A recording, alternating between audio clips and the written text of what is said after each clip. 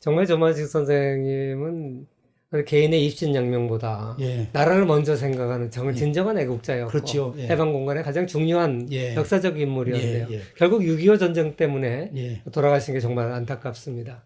사실 조만식 선생님이 꿈꾸던 그 국가, 예. 이건 어떤 거였는지 아까 조금 얘기하셨지만 예, 좀 예. 더 구체적으로 설명해 주시죠. 조만식 선생님은 처음부터도 자유민주주의적인 국가를 만들려고 그랬습니다. 예. 어떻게 생각하면은 그 소련 공산당들이 왔을 때에 공산당들이 왔는데 북한에 있으면서 자유민주주의 국가를 만든다고 하는 것이 가능한 것이냐? 조만식 선생님이 잘못 생각한 것이 아니냐 이렇게 생각할 수가 있습니다. 그렇죠. 그 맞는 말이기도 하고 그런데 그때에 소련이 내세운 전략이 뭐냐면요.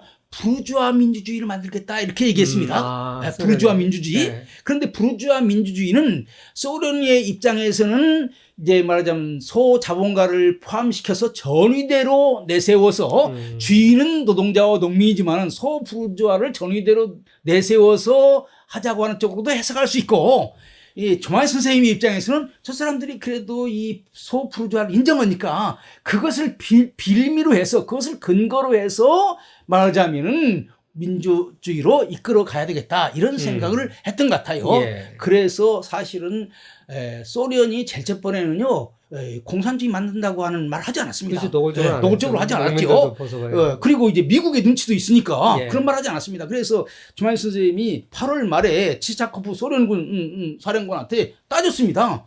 당신네들 앞으로 어떤 나라를 만들려고 하느냐? 우리가 원하는 나라는 개인의 인권과 개인의 소유권이 분명하게 보장되는 그런 나라야 된다라고 얘기했습니다. 그래서 조만식 선생님 실질적으로 소련군이 와가지고 북한에서 많은 만행을 했습니다. 예. 일제히 말해 일본군 만행도 만행이지만은 예. 그것보다도 못지 않은 큰 만행이 사실은 그 소련군 북한에 왔을 때 만행이 크다고요. 예. 거기에 대해서 그 조만식 선생님이 찾아가가지고 이게 민주주의냐? 왜 개인의 인권을 무시하고 특별히 사적 재산권을 소련이 함부로 할 수 없다. 이렇게 해서 따졌던 것입니다. 예. 김일성은 거기에 대해서 입 딱 다물고 있는 거예요. 지금도 친북 인사들이 북한의 만행에 대해서 입 딱 다물고 있는 것처럼 예. 그 당시 김일성은 말하자면 그 소련의 잘못에 대해서 입을 다물고 있었던 거죠. 그런데 조만식 선생님은 거기가 따져서 얘기를 한 거예요. 이것의 큰 결정적인 계기는 뭐냐면 신의주 사건이 일어났을 때에 조만식 선생님은 소련군한테 찾아가가지고 이렇게 우리 백성들을 사살할 수 있느냐? 당신네들이 해방군이냐 혁명군이냐? 이렇게 따졌고 김일성은 그것은 소련의 말을 잘못 이해해가지고 한 것이다. 잘못은 우리 그 조선 사람들한테 있다. 이런 식으로 해가지고 그것을 소련을 변호했다고요. 예. 그때 이제 소련과 이 그 조만식 선생의 금이 많이 갔다고 그래요. 예. 그러나 이제 결정적인 계기는 이제 신탁 통치 그것 때문에 이루어진 것이긴 하지만은 예. 이런 측면에서 조만식 선생님은 정말 대단한 그런 예. 분이라고 말할 수 있는 거죠. 그러니까 조만식 선생님은 해방된 그 순간부터 개인의 그 인권, 그다음에 그 개인의 소유권, 그다음에 종교의 자유, 이런 것들이 충분히 보장이 되는 그런 나라를 만들려고 했고 사실은 소련군의 개입만 없었다면은 북한에 그런 정부가 만들어졌을 겁니다. 왜 그러냐면요, 그 당시 그런 생각을 가진 사람이 조만식 선생님뿐만이 아니었습니다. 평양 남도는 조만식 선생님이 건국준비위원회였지만은 평안 북도는 해방공간에 누가 중심 인물이었느냐? 우리가 잘 아는 한경직 목사님이 중심 인물이었습니다. 예. 평안북도. 예. 평안남도에는 김웅순 목사님이라고 이분이 또 건국준비위원장이었어요. 그러니까 북한의 평안북도, 평안남도, 황해도 이 세 도가 다 기독교인들이 그 주도를 하고 있었고 그 사람들은 다 민주주의를 원했던 거예요. 그래서 소련군만 아니었으면은 북한 땅은 기독교 세력이 될 수 있는 겁니다. 그래서 오늘 대한민국을 만드는데 민주주의 국가를 만드는데 가장 큰 장애물은 소련군이었다라고 하는 것을 알아야 되고 그것을 마지막까지 이제 3.1운동을 계승한 민주공화국을 만들고 싶다고 하는 그 뜻을 북한 땅에 실천하려고 했던 분이 조만식 선생이었던 것이죠. 예. 사실 한경직 목사님이라든지 다른 분들은 많다 월남했는데 끝까지 이제 조만식 선생님 월남하지 않았죠. 그렇죠. 물론 이제 구속되어 있는 것도 이유가 되겠죠. 그래서 그 자신을 그 희생해서라도 끝까지 이제 북한을 지키려고 했던 것이죠. 그렇죠. 월남하지 않은 특별한 또 다른 이유가 있습니까? 조만식 장로님이 월남하지 않은 이유는요. 자신이 북한에 있어야 이제 자신을 기반으로 해서 다 조만식 선생님만 바라보고 있는데 예. 그래서 조만식 선생님 표현이 이것입니다. 나마저 올라가면은 이 북한 전체를 소련군한테 바치는 거다. 아, 그렇죠. 내가 거기에 남아 있어야 이것이 작은 불쏘시개가 돼서 다시 민주주의 국가를 만들려고 하는 희망이 생기는 거다. 예. 이렇게 생각을 했던 거죠. 예. 그럼 어떻게 생각하면은 정말로 그 자유의 불꽃이 꺼져가는 그 마지막에 불꽃이 되고자 했던 것입니다. 예. 그런데 이것은 많은 분들이 좀 잘못 알고 있는 것인데 사실은 47년경에 가서는 예. 생각을 바꿨습니다. 어. 사실 미군이 그 미소 협상하면서 북한에 가지고 2번 조만식 장로를 만났습니다. 아. 소련군한테 압력을 넣어가지고 북한의 가장 중요한 지도자를 만나야 되겠다. 그래가지고 갔는데 사실 브라운 소장이 만났을 때 월남할 의향이 있느냐? 예. 월남하고 싶다. 아. 그러나 그 북한이 보내줄는지 모르겠다. 결국 보내주지 않았습니다. 예. 사실은요, 거짓말은 그 비밀 없더라고요. 아. 이런 것을 소련이 다 정보를 알아가지고 예. 그때 그 브라운 소장 만나고 난 다음부터는 더 어려운 박해를 겪었습니다. 그랬군요. 그래서 그런 가슴 아픈 얘기가 있는 거예요. 예. 우리가 그 재헌의회에서 기도를 했던 이은영 그 예. 장관, 의원, 예. 그분도 그때 당시 북한에 계셨다가 월남하신 것이죠. 그렇지요. 예. 사실은 이게 이제 우리는 이제 해방 공간에만 또 아까 저희 조만식 선생님이 그 행한 역할을 얘기했지만은 따지고 보면은요, 건국하는 데도 조만식 장로님이 매우 중요한 역할을 한 겁니다. 예. 왜 그러냐면요, 이승만 박사는 대한민국이 남한만의 대한민국이 아니라 남북을 대표하는 대한민국이 되기를 원했던 그렇죠. 겁니다. 예. 그러려면은 부통령이나 혹은 중요한 자리에 북한 사람이 그렇죠. 와야 돼요. 예. 그러면 그 당시에 북한을 대표하는 인물이 누구냐?